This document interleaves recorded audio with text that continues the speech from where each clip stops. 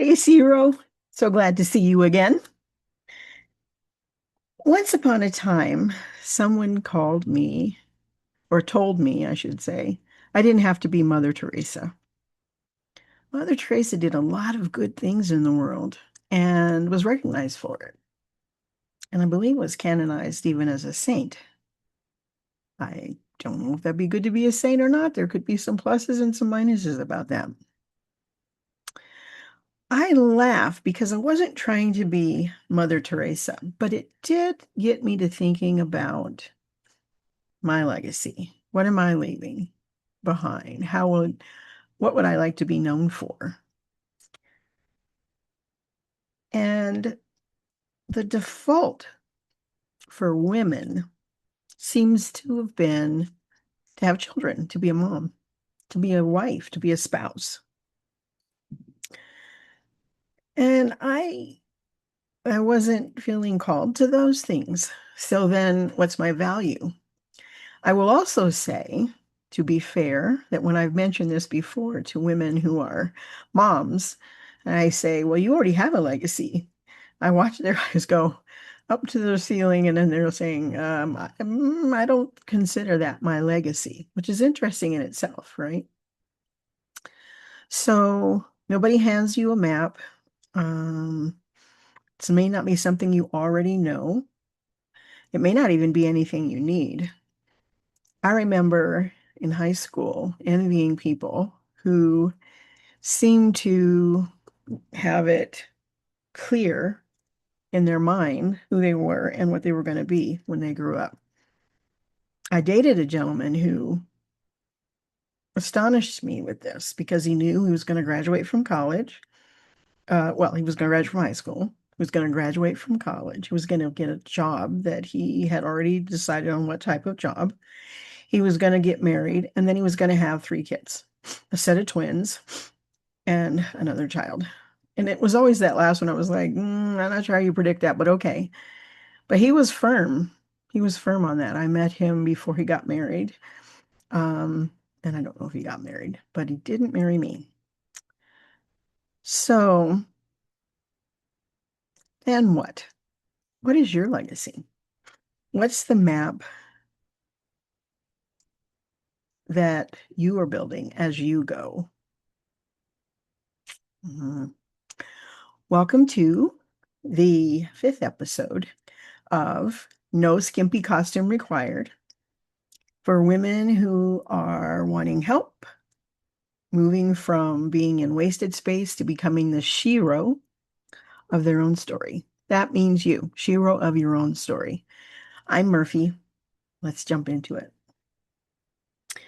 Welcome to the case of the legacy with no birth certificate. So you don't have to have a child to have a birth certificate to have a legacy. Today's case is about refining and redefining what counts as leaving a lasting mark on the world. When the default for most women seems to be implied anyway, to have children. This one's for every woman who has been treated like her legacy is an open question, or worse, a foregone conclusion that she doesn't have one. That isn't it like every other woman who, when she was 8 years old, already knew the colors, her wedding colors, or where she was going to get her dress or the cake. That was not me. I've been part of a few organizations that are really about supporting and uplifting humanity. And one of them is heroic. Yes, with no S. Heroic. And the leader, Brian Johnson, speaks about the mission is to have 51% of humanity flourishing by the year of 2051. 51% of humanity flourishing by the year of 2051. And I got to tell you, um, that's not for my children, and that's not my bloodline. That's humanity. That's however I manage to touch humanity with whatever vessel I'm given. And initially, I was like, I'm not really sure what that means. And it is, what do you call it? A moonshot goal. And think about it, even if we got close, how cool would that be? So I took my time to reframe it so it was something I could actually believe and not just say. I used to think of legacy, you needed to have a name attached to it or someone who was carrying that last name forward or proof that I existed in the form of another human being, right? But I don't think that anymore. I think legacy extends beyond that. And legacy is more what we pour, what you individually pour into our world, what we're remembered for. And I don't believe it has to be huge and grandiose. I do believe it's probably significant, but it might be significant for one human being. That's pretty cool. A woman who feels less alone because you said something to her out loud. That could be your legacy. We're not going to make this hard. A man you've spoken to who was placing 96 lights. That could be a legacy. Someone who remembers and recognizes individuals just because they're human, not because of their job or their position.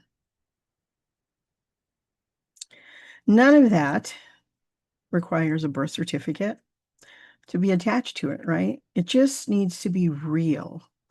It needs to be actually who you show up as, and you pour it out instead of waiting for permission that is never going to come.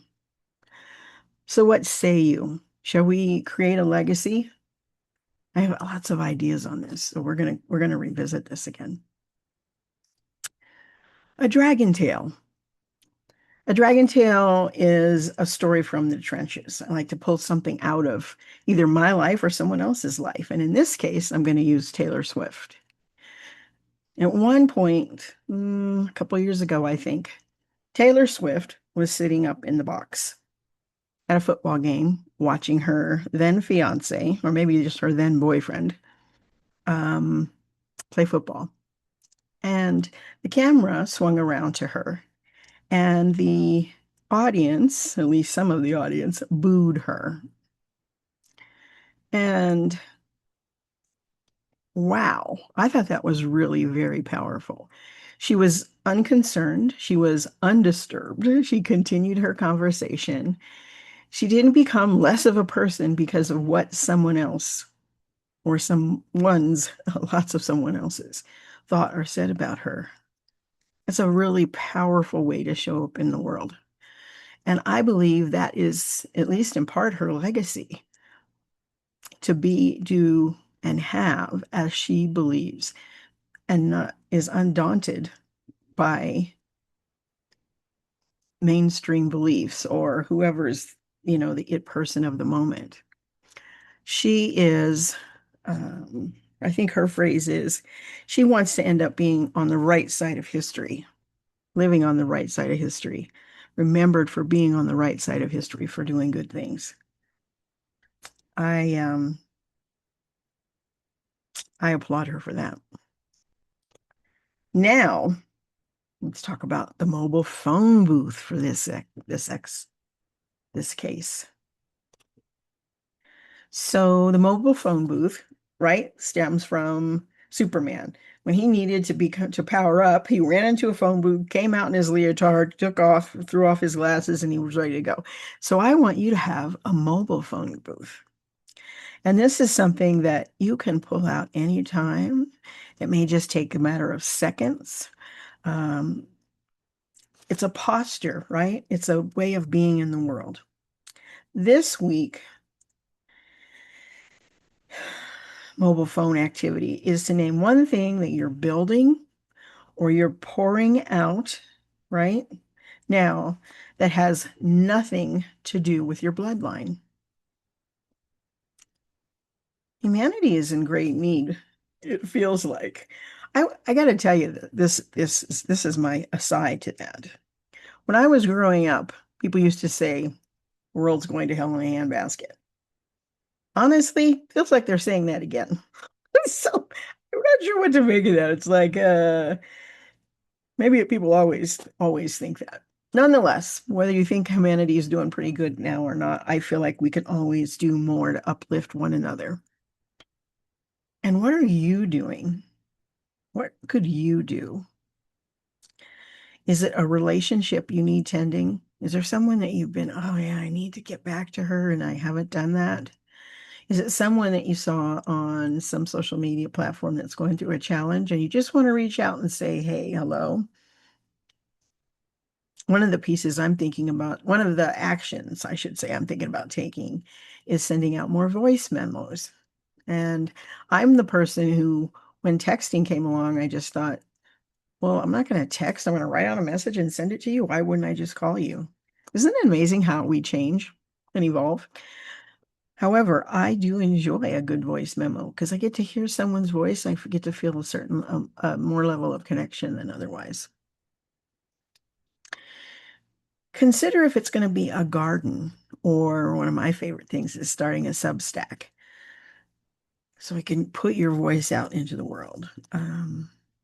What is what is the legacy? What do you want to pour out? What do you want to share with the world that you could repeatedly do? That's not going to be an overarching strain that stops you from wanting to live, but that will work, right? That has purpose, has magic to it for you.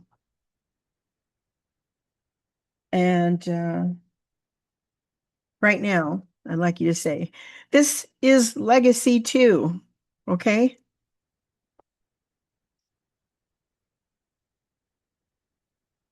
Yeah. Both my parents have passed.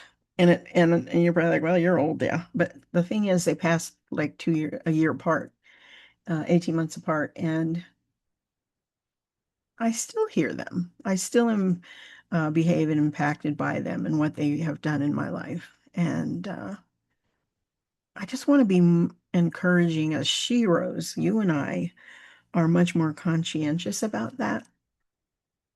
So when we are in our graves, we we know, yeah, we did it.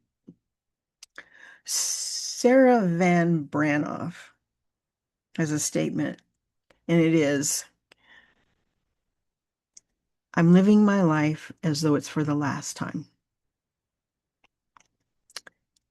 And that's one that I keep around because it's like, okay, then what do I need to do to make sure that I've done everything I could to have the best life possible, to put the best in life that I could probably, to make my best dent in the world? I invite you to pick that up if it speaks to you.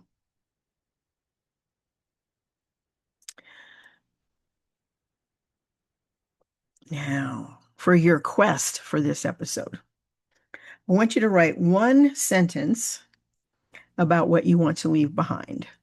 What's one sentence you could write down about what you want to leave behind? Not what you have to leave behind. This could get fun. Not what you should leave behind, not what society leaves behind. Um, just what's actually true for you. What would be, you know, my last breath? I went, wow, I did it. I did it. And it's done. When you've got it, of course, come find me. Let me know. Pop it in the comments. Pop over to Substack. Let me know. Hey, this is it for me. And then you were like, game on. Okay. So for today, we're talking about legacy, what it is and what we're inviting it to be. And you're invited to consciously create a legacy in the next week and also to write down one One element, essence, fact, truth, whatever, that you're going to leave behind. I'm Murphy. Now you go be her. Go be the hero of your story. That was today's case. That's your quest. Game on.